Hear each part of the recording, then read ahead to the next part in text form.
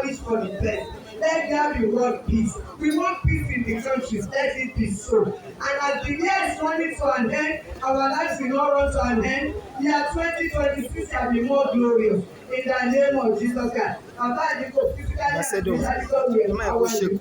Bàbá ìjọ Mahamas well you will not die young. Kábíyèsí ẹ̀rẹ́ mi lò ó.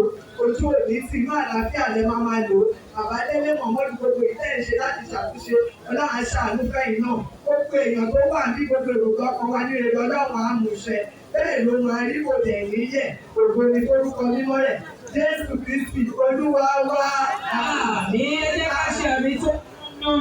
Now I want to invite straight away the Chairman Access Holdings, Cabeza Holdings Chairman, Corporate Council of Africa. Please